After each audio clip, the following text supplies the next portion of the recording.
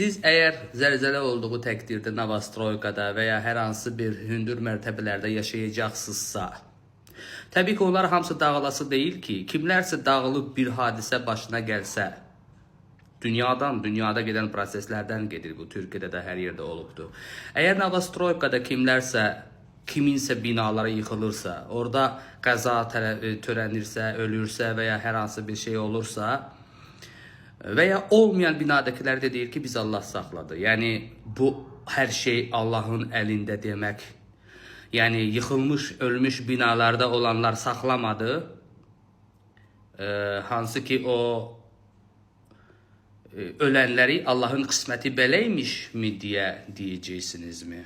Yəni ki, bu doğru bir fikirdirmi ki, əgər dünyada büyük zəlzələlər olacaqsa, zəlzələlərdən büyük binalar, təbii haldır ki, bu elm adamlar, hər kəs bilirlər ki, zəlzələ olduğu təqdirdə büyük binaların içində yaşamaq təhlükəlidir.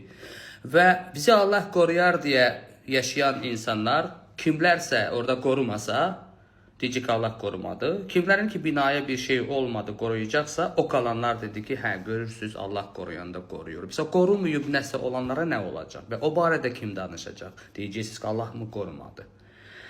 Yəni, siz o binalarda yaşamasa, həyətdə yaşasa, və düz deyə deyirsiniz ki, olanda hər yerdə bir şey. Bu, bilirsiniz, bu hesablanmamış, elmi cəhətindən hesablanmamış sözlərdir. Bəli, olanda hər yerdə bir şey olur.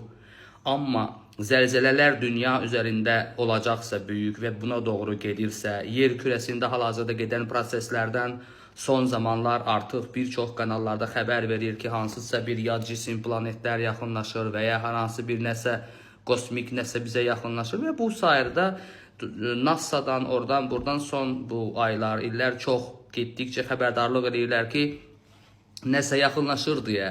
Və bunları görən insanlar necə elə başa düşmürsünüz ki, artıq zəlzələlər dönümünə daha çox yaxınlaşır, iqlim dəyişikliklərin barədə dünya üzərində böyük tədbirləri görür. Təbii ki, dünya liderləri, dünyada hər kəs deyə bilməz ki, bu boyda Novostroykalarda dünya şəhərləri tikilib, çıxın, zəlzələ olsa sizə belə olacaq deyə deməzlər. Amma siz öz canınızın qədrini bilən hər kəs düşünməlidir ki, böyük binalarda yaşamaq təhlükəlidir. İndi kimsə o zəlzələlər olandan sonra heç bir şey olmasa o binaya, o deyəcək ki, bizə Allah qorudu. Hansı ki, binalarda bir şey olsa, deyəcək ki, hə, bu yaxşı insanlara da bir şey olsa, deyəcək ki, Allah onu qorumadı. Yəni, bunlar hamısı cəfəngiyyət və cahil sözləridir. Əgər zəlzələlər, böyük bir şeylər olacaqsa, həyət evlər %99% zəlzələlərin qabağında sağ qalmaq üçün ən belə deyim də, doğru bir addım olduğunu düşünürük.